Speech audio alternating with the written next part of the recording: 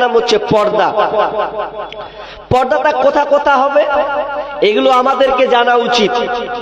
শুধু আমি পোশাক দিয়ে আমার ইজ্জতটাকে ঢাকবো এর নাম কিন্তু পর্দা নয়।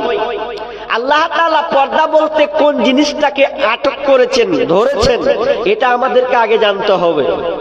অনেক মেয়েরা বলে আর এই মৌলবীরা শুধু পর্দা মানে মেয়েদের ব্যাপারে ঝাড়ে নাকি, এমন তো না। কিন্তু আল্লাহ সুবহানাহু ওয়া তাআলা স্বয়ং নিজে কোরআনে আগে পুরুষদের কথাকে ধরেছেন। ধরেছেন কি ধরেনি?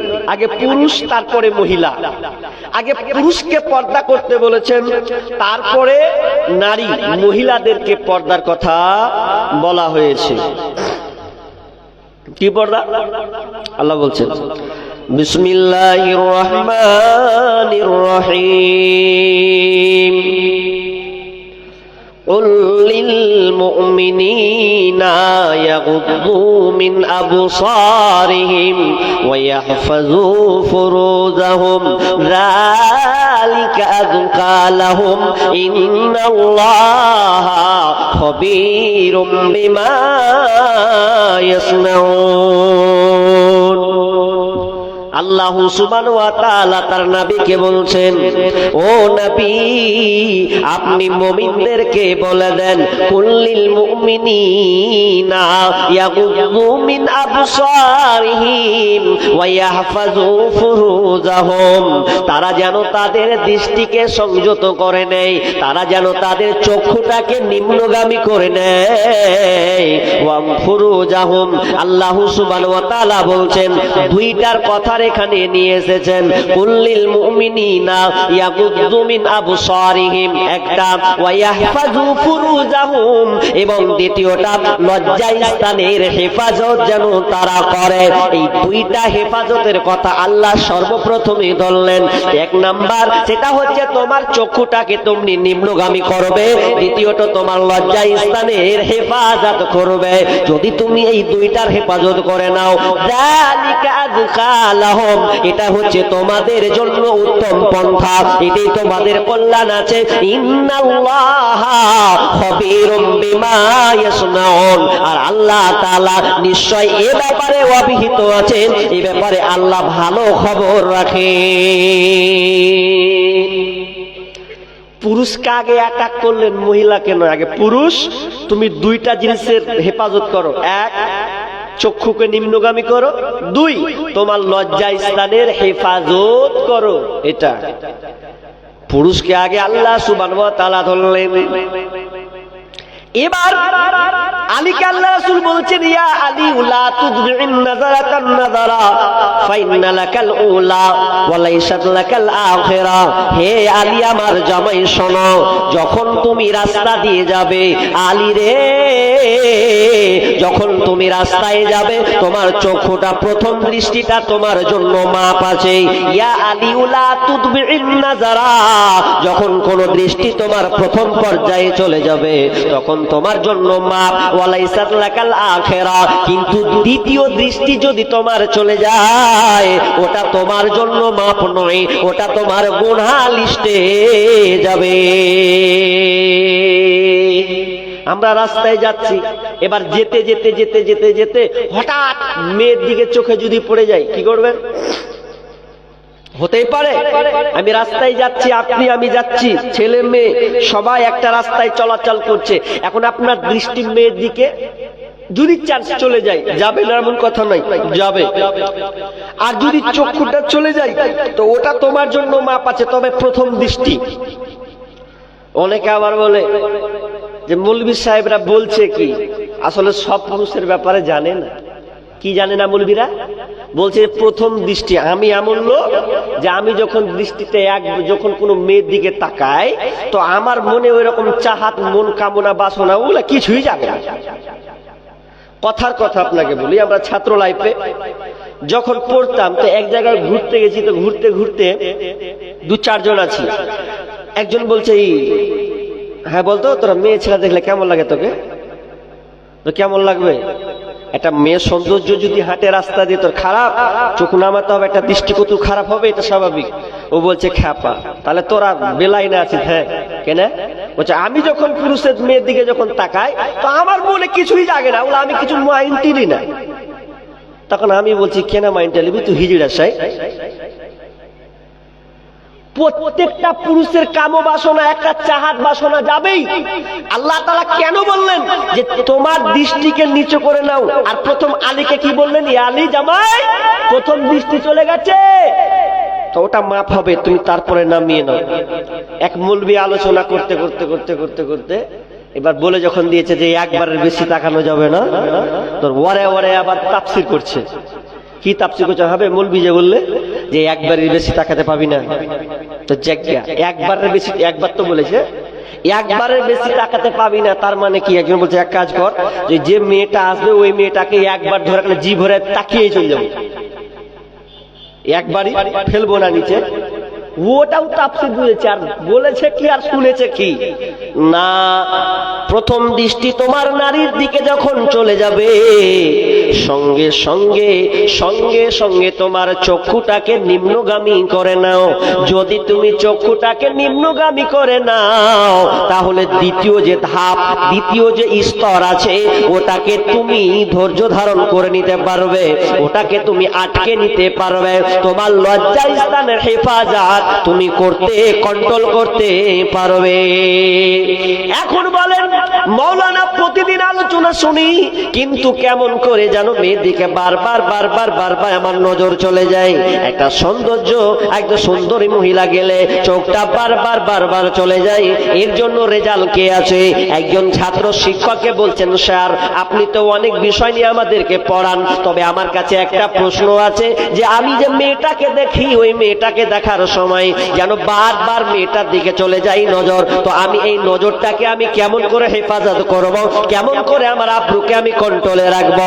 তখন স্যার বলছে, বেটা এক কাজ কর, তুই যে মেয়েটার দিকে তাকাচ্ছিস তোর কোনো জায়গায় ত্রুটি আছে বলে দেখছিস, তাহলে কি করতে হবে? বলছে এক কাজ কর, তুই আমার কিছু কাজ করে দে, তাহলে বুঝতে পারবো, এর সমাধান তোকে আমি এখানে দিতে পারবো। উদাহরণটা ভালো করে শুনুন কি বলছে। ছাত্র বলছে, স্যার মেয়ের দিকে বারবার নজর যাই, এর সমাধান? ওই সমাধান আছে।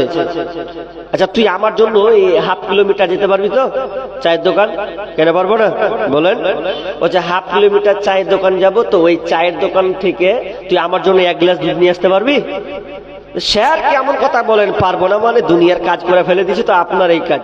হ্যাঁ পারবো, কিন্তু শোন শর্ত আমার দুইটা, আমার জন্য যে এক গ্লাস দুধ নিয়ে আসবি, শর্ত তোকে দুইটা বেঁধে দিলাম। নাম্বার ওয়ান, এক নাম্বার শর্ত, যত দূর হাফ কিলোমিটার থেকে তুই আমার দুধ এক গ্লাস দুধ নিয়ে আসবি, নিচে এক ফোঁটাও ফেলতে পাবি না, নিচে এক ফোঁটাও তুই ফেলতে পাবি না।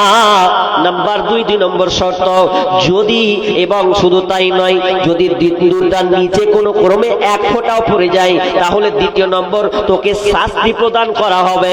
কেমন শাস্তি? এই স্কুল যে দেখছিস যত ছাত্র ছাত্রী আছে, এর সামনে তোকে 100 বার কান উঠা বসা করতে হবে, এবং তোকে 50 বেত্রাঘাত 50 লাঠি তোকে মার খেতে হবে। যদি বলিস তো বলতে এই কাজটা তুই করতে পারিস। তখন ছাত্র বলছে, ঠিক আছে স্যার, আপনার কথাটাকে আমি মেনে নিলাম। কত কঠিন জিনিস দেখেন, পূর্ণ এক গ্লাস দুধ যেন নিচে না পড়ে। এবার চললো, এবার যেতে যেতে যেতে যেতে যেতে যেতে বলছে, ভাই এক গ্লাস দুধ দেন স্যারের জন্য। ভালো, এক গ্লাস দুধ নিল। এবার এক গ্লাস দুধ নেওয়ার পরে এবার যখন চলে আসছে আস্তে আস্তে আস্তে আস্তে, ওই ছেলেটা যখন এক গ্লাস দুধকে নিল, সংগ্রহ করলো, যখন ক্রয় করে নিল, এবার ধীরে ধীরে ধীরে ধীরে আস্তে আস্তে করে পায়ে কদমে কদমে কদম ফেলতে ফেলতে আস্তে আস্তে সেই স্কুলে এসে পৌঁছালো। স্কুলে এসে বলছে, স্যার আমি আপনার জন্য এক গিলাস পূর্ণ দুধ নিয়ে আসলাম, নেন আপনি পান করুন। এবার বলছে, রাখ, পান তো করবো না, আগে তোকে আমি জিজ্ঞাসা করব, এটা তুই কেমন করে নিয়ে আলি? তোর চিন্তা চেতনাটা কোন দিকে ছিল? এই তোর মানসিকতাটা কেমন ছিল? ওই জিনিসটা আমি জানতে চাই। ছাত্র বলছে সাংঘাতিক প্রশ্ন। হ্যাঁ, তখন বলছে স্যার, যখন আপনি আমাকে দুধটা আনতে বলেছিলেন, দুধ নেওয়া মাত্রই আমার মগজে, আমার ব্রেনে দুইটা জিনিস খেলেছে। নাম্বার ওয়ান, যদি এক ফোঁটা নিচে ফেলে দিই তাহলে মার শুরু হয়ে যাবে। এক ফোঁটা দুধ নিচে ফেলা যাবে না, শর্ত দিয়েছেন।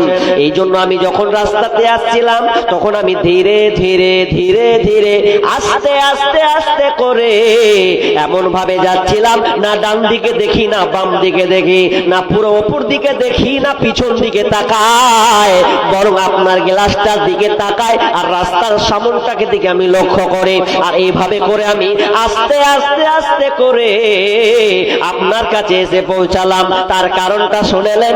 আপনি বলেছেন যদি এক গ্লাস দূরে যদি এক ফোঁটাও পড়ে যায় তাহলে আমাকে মারধর করা হবে, আমাকে অপমান করা হবে, আমাকে লোকের সামনে মান সম্মান হারাতে হবে। আমি মান সম্মান হারাবো না, মারও খেতে যাব না। এই জন্মের ভয়ে আমি আস্তে আস্তে করে আপনার কাছে এসে পৌঁছালাম। তখন মাস্টার বলছে, বেটা রে, এখানে তোর উত্তরটা আছে।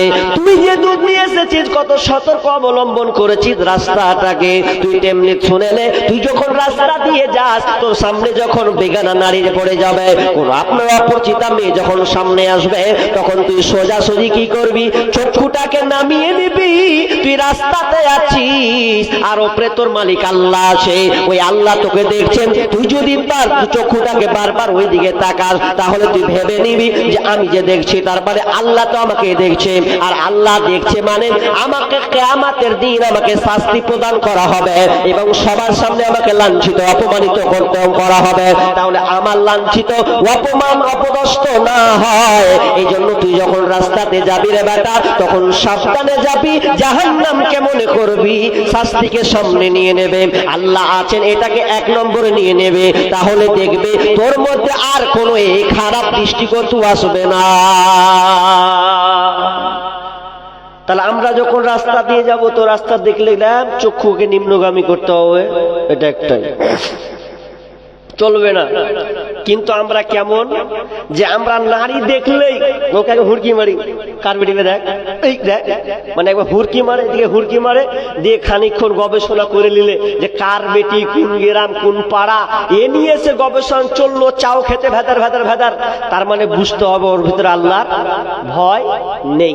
যদি আল্লাহর ভয় থাকতো তাহলে এই যে হুড়াহুড়ি করতে এসছে আজকে ওরা, না জালসা দিনে হুড়াহুড়ি করতে আসেনি, বলছেন ও তো টার্গেট নিয়েছে যে আজকে কি জায়গাটার নাম দামাইপুর নাকি মোহনপুর, এই মোহনপুর গ্রাম, ও আগে 5 দিন আগে ভেবে নিয়েছে মোহনপুর গ্রামে জালসা আছে আজকে, তো আজকে মজা নেবো না তো কখন নিবি, তো হুড়াহুড়ি আজকে হবে। ও 5 দিন ভেবে নিয়েছে আর খালাতো বহিন আর ফুফাতো বহিন আর চাচাতো বহিন আর গ্রামের বহিন সব ঘুরবে, আর ওখানে হুড় হুড় করে মারবে না। মিথ্যা কথা নয়।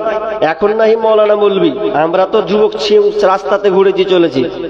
এক জায়গায় জালসা, মানে প্রায় 10 বছর আগেকার কথা, জালসা শুনতে গেছি, তো রাস্তা আছে অনেক পারাপার, চারদিকে মেলা, আর কি বলা, রাস্তা দিয়ে যাচ্ছি, তো একজন সুযোগ নিয়েছে। কি সুযোগ নিয়েছে?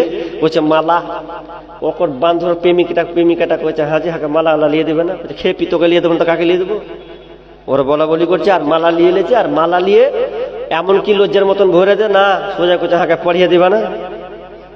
লোকের সামনে মালা কিনলো আর কিনে বলছে লাও তোমাকে গলায় দিলাম, বেহায়ার মতন একদম ওই মেয়েটাকে মালা পরিয়ে দিল জালসা দিন। কি খুশি, ও জালসা শুনতে এসছিল, তার মানে ও পর্দা সম্পর্কে এখনো বুঝেনি, ও সচেতন হয়ে আছে। বন্ধু আমার কথাকে ভালো করে কান লাগান, যারা চারদিকে ছিটিয়ে আছেন, কানে আমার সাউন্ড, এই মাইকের আওয়াজটা যাচ্ছে, ভালো করে নজর দেন।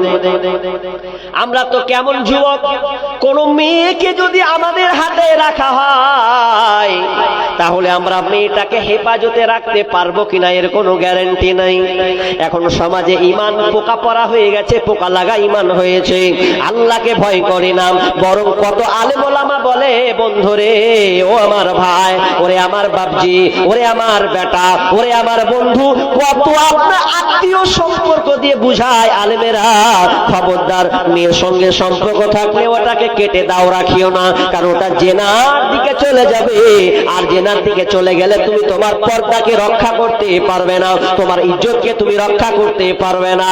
কিন্তু দেখা যায় বর্তমানে যদি এই সিচুয়েশনটা হয়ে যায়, কোন মেয়ে যদি আপনার হাতে দেওয়া হয়, দায়িত্ব অর্পণ করা হয়, তাহলে আপনি ওই মেয়েটাকে আগলে রাখতে পারেন না। সামান্য তো মোবাইলের মাধ্যমে আপনি 6-9 করে রেখেছেন, তাহলে আপনার মেয়ে, আপনার কোনো বেগানা নারীকে যদি আপনার হাতে দেওয়া হয়, তাহলে আপনি ওকে সুরক্ষিত ভাবে রাখতে পারবেন না। বন্ধু আমার বলতেছি, ভালো করে কান লাগান। আপনার আল্লাহকে নেক বান্দা একটি কিতাব আছে উর্দু, ওখান থেকে আব্দুল্লাহ বিন ইদ্রিস একটি বই থেকে ওই ঘটনাটাকে নিয়ে এসেছেন। কি সেই ঘটনা? এমন একটা সময় ছিল যেই সময় কোনো যানবাহন সেই রকম চলতো না, নির্ধারিত একটা বাস কিংবা গাড়ি কিংবা বাহন ছিল চলতি, এরকম এত যানবাহন ছিল না, মোবাইলের কোনো ব্যবস্থাপনাও ছিল না। কিন্তু কত খাতারনাক, কত ভয়ঙ্কর ঘটনা। একজন মেয়ে প্রতিদিন বাড়িতে যায়, স্কুল যায়, স্কুল থেকে বাড়ি যায়, তার একটা বাস, ওই বাসে যায় আর আসা যাওয়া করে। কিন্তু দুঃখের খবর কি রে, রয়েছে মেয়েটা একদিন হঠাৎ করে তার কোনো ক্রমে বাসটা যখন ছুটে যায়, তখন সে এমন একটা কাজ করলো, কি হবে কি হবে, তখন একটা দোকানের পাশে বসে সে কান্না করছে। এত কান্না, তার চোখের পানি গল গল করে বইছে। তার পাশে রাস্তা দিয়ে একটা যুবক দেখতে পাচ্ছে, একটা সুন্দরী মহিলা, সুন্দরী মেয়ে কান্না করছে। বাড়ি যাব কিভাবে, কি হবে আমার, চিন্তায় মগ্ন হয়ে আছে। তখন ওই মেয়েটাকে যুবকটা বলছে, বোন রে, তুমি কেন একা একা, এখানে তো কোনো লোক জনগণ নাই, কোনো মানুষ নাই, অন্ধকার হতে আসছে, তুমি কেন একা, কি হয়েছে বলো? তখন ওই বোনটা বলছে, ভাই আমি মহা বিপদে পড়ে গেছি, আমার বিপদে, আমি খুব বিপদে পড়েছি। কি বিপদ? বলছে আমার যানবাহন যে বাসটা ছিল ওটা চলে গেছে, আর বাড়ি যাওয়ার মতন কোনো রাস্তা নাই, তার জন্য আমি ভয়ে আমি আজকে কান্না করছি, কিভাবে বাড়ি যাব, আব্বা মা আমার জন্য খুব খোঁজাখুঁজি করবে। যুবক ছেলেটাও অপরিচিত, মানে ভাষা ভারী, মানে ভাড়া বাড়ি, ওই ভাড়া বাড়িতে নিয়েছে, ঘর একটা ভাড়া নিয়েছে, ওখানে থাকে, কাজ করে। তখন বলছে যে কি করি, মেয়েটাকে যদি রেখে দিই বোনটাকে, তাহলে তো যে কেউ আক্রমণ করবে। সেই সময়ের যুগ, মেয়ে একা পেলে কেউ ছাড়বে না, কি করা যায়? তখন ভাইর যুবক বলছে, বোন তুমি, আমি একটা কাজ করতে পারি, চলো রাতটা অন্তত আমার সঙ্গে কাটাবে, আমার বাসা মানে বাড়িতে থাকবে, আমার ছোট্ট একটা ঘর আছে, ঘরটায় তুমি থাকবে, আমি তোমার কোনো অসুবিধা হতে দেব না, তুমি আমাকে ভয় করিও না, তুমি আমাকে ভাই মনে করে না, আমি তোমার কিছু ক্ষতি হতে দেব না। মেয়েটাও মনে মনে করেছে, যদি না যাই অন্তত বাঁচি, যদি না যাই তো আরো বিপদ। যাক, ছেলেটা যখন বলছে তো চলে যাই। এবার বাড়ি চলে গেল। ঘরে ঢোকার পর ছোট্ট টুকরি, ছোট একটা ঘর, সামান্য চোখে আছে আর কিছুটা জায়গা। এবার এই ঘরে মেয়ে তো আবার অতভম্ব হয়ে গেল, আহারে কেমন ঘর, না জানি কি হবে, না জানি কি হবে। এই জন্য সে কোন রকম করে থাকার চেষ্টা করলো। ওই ভাইটা, ওই যুবক ছেলেটা তার জন্য খাবার পরিবেশন করালো, খাবার তৈরি করে বোনটাকে দিল, বোনটা খেলো, নামাজ কালাম পড়ল, নামাজ আদায় করলো, ছেলেও খেলো, নামাজ আদায় করলো। এবার ওই ছেলেটা বলছে, বোন তুমি আমার চৌকিতে ঘুমিয়ে যাও, আমি সাইডে নিচে দেওয়ালের এক কোনায় ঘুমিয়ে যাব। মেয়ে তাও চঞ্চল, মানে ওর ঘুম হয় না, বাপরে কোন জায়গায় এসেছি, কেউ নাই, ছোট ঘর, আর সেই জামানা খুব ভয়ঙ্কর, তো কি করব। মেয়েটা আর ঘুম পারে না, ভালো বিছানা দিয়েছে, এরপরে আর ঘুম ধরে না, না জানি কি হবে। এবার যে ছেলেটা মেয়েটাকে সুন্দর করে ঘুমিয়ে আপনার কিনা বিছানা দিয়ে নির্জনে একটা জায়গা নিজে দখল করে কোন রকম করে ঘুমিয়ে পড়ল।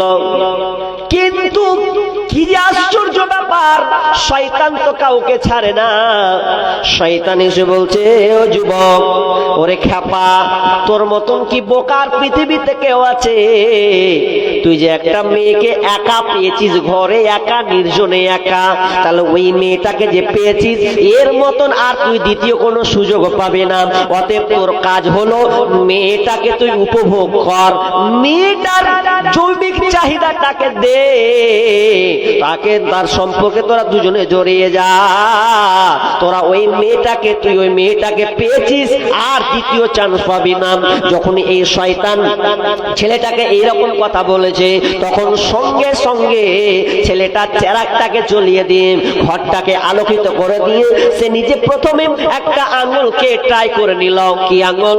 যখন প্রদীপটা জ্বলছে আঙুলটাকে ভিড়িয়ে দিয়ে বলছে, ওরে নাদান বল, ওরে বেঈমান, তুই যে বলছিস মেয়েটার সঙ্গে তুই শারীরিক সম্পর্ক করবে, তাহলে আঙুল রে তুই একবার ধর, জাহান্নামের আগুন, এই যে জাহান্নামের আগুন আছে, এটা তো দুনিয়ার আগুন, চেরাগটাকে তুই টাচ কর, দেখ তো তুই ধৈর্য রাখতে পারিস কিনা, তুই এর তাপটা সহ্য। বলছে নিজে বলছে, ওরে নাদান রে, সামান্য একটা আঙুল তোর সহ্য হয় না, তো জাহান্নামের আগুন তুই কেমন করে সহ্য করবি রে? এ করতে করতে আঙুলগুলোকে সে পোড়াতে থাকে। এরপরও শয়তান ছাড়ে না। শয়তান বলছে, ওরে বোকা, তোর মতন নাদান তো আর দেখতে পেলাম না, এত সুন্দর সুযোগ রমণী পেয়েছিস, মেয়েটাকে উপভোগ কর, মেয়েটাকে ব্যবহার করে নে, তোর স্বাদ তৃপ্তি তুই পাবে, এরকম দ্বিতীয় চান্স তুই আর জীবনে কোনোদিন পাবি না। তখন ছেলেটা আবার আঙুল ঢুকাতে লাগলো। শয়তান প্রচলনায় পড়তে পড়তে পড়তে এক পর্যায়ে ছেলেটা একটা নয়, দুইটা নয়, তিনটা নয়, চারটা নয়, পাঁচটা নয়, 10টা আঙুল পর্যন্ত সে পুড়িয়ে ফেলেছে। সারা রাত এইভাবে 10টা আঙুল সে পুড়িয়ে ফেলেছে। আর মেয়েটা কিন্তু সবকিছু তার দৃশ্য, তার কার্যকলাপগুলো কিন্তু দেখতে পাচ্ছে। মেয়েটা নীরবে সে শুয়ে আছে, কিছুই বলছে না। যেমনই ফজর হয়ে গেল, যেমনই সকাল হয়ে গেল, তখন ওই মেয়েটাকে নাস্তা দেওয়া হলো, খাবার দেওয়া হলো। এরপরে মেয়েটাকে বলছে, বলো রে, চলো তোমার স্কুলে আমি পৌঁছে দিয়ে আসি। বোনটা তখন মেয়েটাকে নিয়ে গেল, নিয়ে ভাইটা যখন মেয়েটাকে নিয়ে গেল, নিয়ে যাওয়ার পর স্কুলে যখন রাখতে গেল, ওই সময় তার গার্জেন এসে ঢুকে গেছে। ওরে মা রে, তুই কোথায় ছিলি বেটি রে? তোকে তো খোঁজাখুঁজি করছিলাম। মেয়ে সব কিছু ঘটনা বলল। শুধু তাই নয়, এই কথাও বলল, আব্বা জান, এই ছেলেটা কত চরিত্রবান, কত ইজ্জতওয়ালা, কত আমানতদার ছেলে, সে আমার সঙ্গে কোনো খারাপ ব্যবহার করেনি আব্বা, বরং আমি ছেলেটাকে দেখেছি, সে একটা নয়, দুইটা নয়, 10টা আঙ্গুল পর্যন্ত নিজের চেরাগে সে পুড়িয়েছে। ছেলেটা খুব মজবুত, আমাকে খুব ভালো লাগলো। তখন বলছে যে, তাই তো, কি করি? মেয়ের বাপ বলছে, আচ্ছা এক কাজ করি, তাহলে এত সুন্দর যখন ছেলে পেয়েছি, আমানতদার ছেলে, তাহলে এই ছেলেকে রাখা যাবে না, এক কাজ করো, ছেলেটার সঙ্গে তো আমার মেয়ে তোমার বিয়ে দিয়ে দেবো, রাজি? এক পর্যায়ে রাজি হলো, তাদের দুজনের বিয়ে দিয়ে দেওয়া হলো। আপনি কি বুঝলেন? একটা মেয়ে বেগানা নারী তার কাছে ছিল ঘরে, কতক্ষণ পর্যন্ত? তো মাগরিব পর থেকে নিয়ে ফজর পর্যন্ত তার কাছে ছিল, কিন্তু তার মধ্যে আল্লাহর ভয় ছিল। পর্দা কি জিনিস? আজকে আমরা সামান্যতম ছেলে মেয়েরা যদি একটা রং নাম্বার ঢুকছে, তো রং নাম্বার ঢুকতে যে যদি একটু মেয়ের আওয়াজ পাচ্ছে, হ্যালো, আর বেড়ি ছিল আওয়াজ, হ্যাঁ, তা খোঁজ নিতে হবে, কালি কেটা ওটা। ই করতে করতে, কি নাম তোমার? বলছে, হান্না মোমো। কোথায় লাগিয়েছিলা? বলছে, না এটা লাগেনি, তো মুখ যেতে লেগেছে। ও হো, আচ্ছা আচ্ছা আচ্ছা, কি করেন গো? এই করি সেই করি। এ করতে করতে করছে, কেমন আছে? এলো গেছে, হ্যালো, গেল গেল গেল গেল গেল করতে করছে, একদিন আসেন না একটু দেখি। ওই দেখি করতে যে সবকিছু হয়ে গেছে। সামান্য মোবাইলের একটা আওয়াজে মেয়ের কণ্ঠস্বর। এবার আমি মেয়ের দিকে যাবো, এখানে যাইনি, আপনারা একটু পেন্ডিং এ থাকেন, মেয়েরাদেরকে একটু দিই, তারা দরকার আছে পর্দা। এবার মেয়েদের পর্দা আল্লাহ তাআলা বলছেন, ওয়াকুল্লিল মুমিনাতি ইয়াগযুদনা মিন আবসারিহিন্না ওয়া ইয়াহফাযনা ফুরুজাহুন্না ওয়া লা ইউবদিনা যিনাতাহুন্না ইল্লা মা যাহারা মিনহা ওয়াল ইয়াজরিবনা বিখুমুরিহিন্না আলা জুয়ুবিহিন্না। আল্লাহ সুবহানাহু ওয়া তাআলা তার নবীকে বলছেন, নবী হে, আপনি মুমিনা নারীদেরকে বলে দেন, ওয়াকুল্লিল মুমিনাতি ইয়াগযুদনা মিন আবসারিহিন্না ওয়া ইয়াহফাযনা ফুরুজাহুন্না ওয়া লা ইউবদিনা যিনাতাহুন্না। তিনটি কথা মেয়েদেরকে বলা হলো। এক নাম্বার, নারী কই, তোমরা তোমাদের চক্ষুকে নিম্নগামী করবে। দ্বিতীয়, লজ্জা স্থানের হেফাজত করবে। এবং তোমার জিনাতগুলোকে তুমি ঢেকে নেবে। ওয়ালিয়াজির বিনাবি খুমুরিহিন্না আলা জুয়ুবিহিন্না ইল্লা মা জাহারা মিনহা, যেটি প্রকাশমান ছাড়া সাধারণত যেগুলো প্রয়োজন। তোমার হাতটা যদি বেরিয়ে যায় সমস্যা নাই, কোনো ক্রমে যদি পাটা তোমার বেরিয়ে যায় কোনো সমস্যা হবে না, কোনো কারণবশত যদি তোমার মুখটা খোলা থাকে এগুলো কোনো সমস্যা হবে না। তবে এই আয়াতটাকে নিয়ে মুফাসসিরগণ অনেক কথা অনেক রকম বলেছেন। এই মুখটা ঢাকার ব্যাপারে অনেকে বলেছেন মেয়েরা সম্পূর্ণ মুখটাকে ঢেকে রাখবে, আবার একজন মুফাসসির বলেছেন যে মুখটা যদি ওপেন থাকে কোনো সমস্যা নাই। তবে তিনি এটাও বলেছেন যদি মুখটাকে সম্পূর্ণ ঢেকে দেয় তাহলে এটা হচ্ছে সবচাইতে নিরাপদ। মুখটাই তো মেন জিনিস। কেন নিরাপদ? বলছে যখন ছেলেরা মেয়েকে দেখতে যায় তখন কি দেখে? মুখখান দেখে। ওই মুখখান দেখে অনুমান করে নেয় যে মেয়েটা কেমন, তার শারীরিক গঠন কেমন হবে, দেখতে কেমন হবে। সামান্য মুখটা দেখলে তার সম্পূর্ণ তার দিকে আকর্ষণ হয়ে যায় যে এই মেয়েটার এ হবে, বুঝে নাই। তারপরে প্রস্তাব দেয়, এ লেনদেন করে, আর কিছু করে। তাহলে মুখ খোলা যায়, কিন্তু সবচাইতে নিরাপদ যদি বলেন সম্পূর্ণ মুখটাকে ঢেকে দেবে। আরবের একটা ঘটনা আছে, আব্দুল হামিদ আল মাদানি তিনি গল্পটাকে নিয়েছেন, একদম সুন্দর আলোচনা। ওখানে বলছে যে একটা স্বামী স্ত্রী দ্বন্দ্ব হচ্ছে, মোহর নিয়ে দ্বন্দ্ব। কি নিয়ে দ্বন্দ্ব ভাই? মোহর। স্ত্রী বলছে তুমি আমাকে 500 দিরহামে বিয়ে করেছো। আবার স্বামী বলছে ধুর, আমি তোমাকে 250 দিরহাম এই হিসাবে তোমাকে মোহর দিয়ে বিয়ে করেছি। স্ত্রী বলছে কখনো হতে পারে না, আমি শুনেছি 500 দিরহামে তুমি বিয়ে করেছো। এই স্বামী স্ত্রী দ্বন্দ্ব, ঝামেলা। এবার তখন কি করছে যে কি করা যায়? তো বলছে এক কাজ করো, আমি তোমার কথা মানবো না, আমি কাজীর কাছে যাবো, ফাইসালা নেবো, তুমি 500 দিরহাম আমাকে বিয়ে করেছো মোহর দিয়ে। এবার স্বামী নাকচ করছে, তখন রায় দিয়ে দিল ওইদিকে কাজীর কাছে, কাজী সাহেব আমাকে ফাইসালা করে দেন। কি ফাইসালা? আমার স্বামী এখন নাকচ করছে 500 দিরহামে বিয়ে করেছে মোহর দিয়ে, এখন বলছে না 200 থেকে 250 দিরহাম দিয়ে তোকে দিয়ে বিয়ে করেছি, নাকচ করছে। কি করা যায়? এবার কাজী বলছে দুইজন সাক্ষী নিয়ে আসো, সাক্ষী আগে ধরতে হবে কে তোমাদের সাক্ষী ছিল, ওই সাক্ষী দুটাকে আগে হাজির করো, তারপরে আমরা ফাইসালা করব। যেমনই বলা সাক্ষী দুইজন নিয়ে আসতে হবে, তখন ওই সাক্ষী তখন হাজির হলো। হাজির হওয়ার পর দুইজন সাক্ষী বলছেন কোন সেই মেয়েটা? বলছে রহিমা। কোন সেই রহিমা? মেয়েটা তো দেখতে হবে, মেয়ে আমরা যে ছিলাম মেয়েটার চেহারাটা তো আগে দেখতে হবে, নইলে তো আমরা বলতে পারবো না। আগে মেয়েটার চেহারাটাকে খোলা হোক, দেখা হোক, এরপরে আমরা সাক্ষী প্রদান করব। যখনই এই কথা বলা, সাক্ষী দুজন বলেছে তার মুখখানকে দেখতে হবে, মুখখান মুখমণ্ডলকে শুধু দেখতে হবে। আর স্বামীর কানে গিয়ে পৌঁছে গেছে যে তোমার স্ত্রীর মুখটা আপনার সাক্ষী দুজন দেখতে চায়।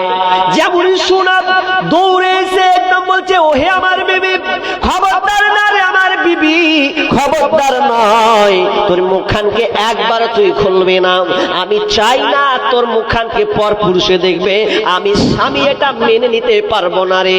বরং শোনেলে তুই যদি বলিস যে আমি মুখখান দিরহাম 500 দিরহাম, তো আমি রাজি হয়ে গেলাম রে বেবে, আমি 500 দিরহামই তোকে আমি বিয়ে করেছি, এটা আমি মেনে নিলাম। তবে কিন্তু তোর মুখখানটা আমি ওই দুজন সাক্ষীর সামনে ওপেন করতে পারি না।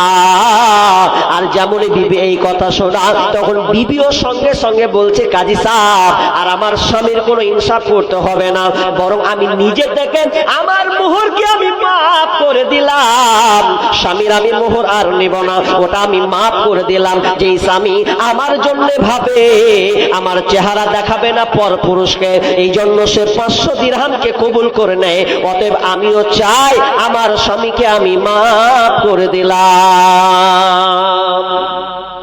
কেমন জিনিস যে! আগেকার লোক পর্দা করেছে, মেয়েরা তো মুখখানকে ঢেকেছে। আর কত দূর যাবেন?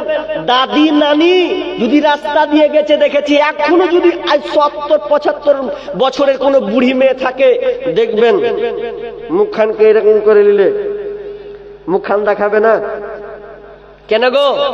বিশ্বনবী বলছেন আল মারাতু আওরাতুন, মেয়েরা হচ্ছে ঢেকে রাখার বস্তু, মেয়েকে ঢেকে রাখতে হয়। আল মারাতু আওরাতুন, মেয়ে হচ্ছে ঢেকে রাখার বস্তু। ফাইজা খরাজাত ইস্তাসরাফাহা শাইতান, বিশ্বনবী বলছেন যদি ওই মেয়েটা বেগানা নারী আপনার বেপরদা হয়ে সাজসজ্জা করে যদি রাস্তায় চলে, ওপেন হয়ে যদি মেয়েটা চলে, তাহলে ওই মেয়েটার দৃষ্টিকোণটা একটা পুরুষের দিকে আকৃষ্ট করবে, তার নজরে আকৃষ্ট হয়ে যাবে। ছেলেটা তখন মেয়েটার দিকে বারবার বারবার বারবার নজর দিবে। এই জন্য বিষ্ণু বলছেন, ওরে নারী কোল, তোমরা হচ্ছে ঢেকে রাখার বস্তু, তোমরা নিজেরা ঢেকে নেবে, তোমরা ঢেকে রাখার বস্তু। খবরদার তোমরা পাবলিকের কাছে ওপেন হবে না। কিন্তু উল্টা ঢাকতে কইছে কাকে জি? আচ্ছা, একটা বুড়ি মেয়েটাও যদি ধরে খারাপ নিয়ে না, মাইন্ডটাকে বোঝানোর জন্য বলছি, বুড়ি মেয়ে বয়স্ক হয়ে গেছে, তো ও দেখবেন যখন রাস্তা দিয়ে যায় একবারে মুখখানকে পেঁচিয়ে দিয়ে মুখখান দিয়ে করে হাঁটছে। ওই মেয়েকে যখন দেখছি যে ওই নানিকে, ওই দাদিকে যখন মুখটাকে ঢাকছি দেখছি, তখন বাসে যখন উঠছে আর পতিকে লিয়ে, তখন ফের উল্টা হচ্ছে। কেমন? ওই ঢাকছে মুখ, আর পতিকে যখন নিয়ে যাচ্ছে লাতিকে, 18 বছর 16 বছরের বেটি যখন লাতিকে নিয়ে যাচ্ছে, ওয়ার ফের লিপস্টিক চুল এরকম উড়ে উড়ে আছে, আর কত আসকারা মাস্কারা কি যে লাগিয়েছে, আর সুন্দর একটা পরিয়ে মাশাআল্লাহ। তো ওই দাদি নানি পতিনকে উঠিয়ে নিয়ে যাচ্ছে বাসে। তা আমার কথা হলো, হাগে দাদি, তুই নাই বুঝলাম যে তুই মুখখানকে ঢাকলি, তো তোর পতিনকে কেন তুই ওপেন লিয়ালি? কত তোর বয়স হলো 75-60, তুই তো বুড়িয়া খিসমিস হয়ে গেছিস, তোর দিকে কে তাকাবে? যেটা আছে 16-18 ওর দিকে তো তাকাবে। তুমি মুখ ঢেকে নিয়েছো, দুখানটা ওড়না দিয়েছো, আর পতিনকে দিয়েছো তুমি একদম সুন্দর করে আসকারা মাস্কারা করে সাজিয়ে চলেছো। এটা কোনো পর্দা হলো? আসলে আমাদের দাদি নানিরা এখনো পর্দা বুঝেইনি, পর্দা কি জিনিস। একটা গল্প বলি আপনাদের। কি গল্প? গল্পটা হচ্ছে এইরকম, নানি আর নাতনি। কি বললাম? নানি আর নাতনি। নানি আর নাতনি, নাতনিকে বলছে, নাতনি পুকুরে নামছি। তো পুকুরে যখন নামছি গোসল করব, তো যদি লোক আসবে তো কহবি, ভালো করে বুঝেন, যদি লোক আসে তাহলে তোরা কহিস, তুই কহিস, ওই জন্য তোকে আমি রাখলু খাড়া করে। তখন নাতনি তো খারিয়া আছে, আর এদিকে নানি কাপড় খুলে দিয়ে পুকুরে গোসল করছে। আর গোসল করতে করতে করছে, নানি লোক আসছে। যেমনি কহেছে লোক আসছে, তখন নানি একদম কাপড়কে জড়িয়ে দিয়েছে শরীরে, লড়বড় করে শাসক করে। তখন যদি দেখছে তো হারকে গ্রামের ফটিং, তখন কচ্ছে খ্যাপা কুন্ডেকা, তোটা হারকে গ্রামের ফটিং রে, তোকে কহেছি লোক আসলে কহবি, তোটা হারকে গ্রামের ফটিং। ঠিক হলো। আবার গোসল করছে, তো গোসল করতে করতে করতে এক বছর ফের যখন গোসল করছে, বলছে নানি নানি লোক আসছে। ফের সামটে দিলে দেখছে তো ওরে আল্লাহ, দুধওয়ালা। তখন করছে মার পছ, এটা দুধওয়ালা যে রে, প্রতিদিন দুধ লিছি, এটা দুধওয়ালা, তোকে বলেছি লোক আসলে কহিস। এ তো গেল। আবার যখন হলো, আবার গোসল করতে নেমেছে, তো আবার যখন আসছে, তো আর একজনকে দেখছি আস্তে আস্তে আস্তে দেখছে, তো বলছে নানি নানি লোক আসছে। আবার সামনে দিচ্ছে, বলছে কে রে? যদি দেখছে তো ওরে আল্লাহ, চুরিওয়ালা। তখন বলছে খ্যাপা কোন ঢেকার, এ তো চুরিওয়ালা রে, প্রতিদিন যার হাতে চুরি ভরে লিছি, তোকে বলেছি লোক আসলে কহিস, তো তুই কি আবল তাবল থামাকে ডিস্টার্ব করছিস। তখন নাতি তখন কইছে নাতনি যে কি করবো, হে যাই কইছে লোক আছে তো লোক লয়, তো যাক আর কিছু কহবো না, লক্ষ্য থেকে যাবো। তখন এরপরে আস্তে আস্তে আস্তে এক পর্যায়ে এক মৌলভী সাহেব চলে আসছে, বুঝলেন? তো মৌলভী সাহেব যখন আসছে, এবার ই আর কিছু কয়নি, তো আমাকে গ্রামেরই মৌলভী, তো আর কি আর কহবো, ফের কহবো, ফের গেল বকানি খাবো, লক করে থাকি। ইয়ার লক করে থেকে গেছে, আর কিছু কহেনি। ই মৌলভী তখন দেখে দেখেছে, এই তখন তার হামলা করে ঢেকে নিয়েছে, ঢেকে নিয়ে উঠে উঠে ওর নাতিকে পাটান করে এক চর গালে। তখন কোনো লোক আসলে কহিস, তখন মনে করছে কাঁদতে শুরু করে দিল, বুঝে তুই লোক আসলে কহিস, তুই ফটিংকে কহিলি লোক লয়, তুই দুধওয়ালাকে কইছিস লোক লয়, চুরিওয়ালাকে কইছিস লোক লয়, তো সবই তো বেটা ছেলে। আমি বলছি বেটা ছেলে মানে লোক লয়, তা আমি ভেবেছি হারকে গ্রামের মৌলভী, তো এটাও লোক লয়, ওই লেগে আমি কিছু কহিনি। বলছে খ্যাপা কুন্ডেকার। তার মানে ও এখানে বুঝে চাইছে যে মৌলভীরা শুধুই কি খালি মৌলবি দেখলে খালি হিজাব পর্দা করতে হবে, এটা অনেক মেয়েরা এখনো বুঝে না। আপনাদের এইদিকে আছে কিনা জানি না, তো আমাদের এলাকায় যখন ঢুকতি বা কোনো মৌলবি যদি যায়, তো মৌলবি যেতে যেতে যদি মৌলবি পেয়ে নেয়, চ্যাংরা হোক আর বুড়া হোক, দাড়িওয়ালা মানে মৌলবি, আর মৌলবি পেয়ে মানে তখন কি হবে?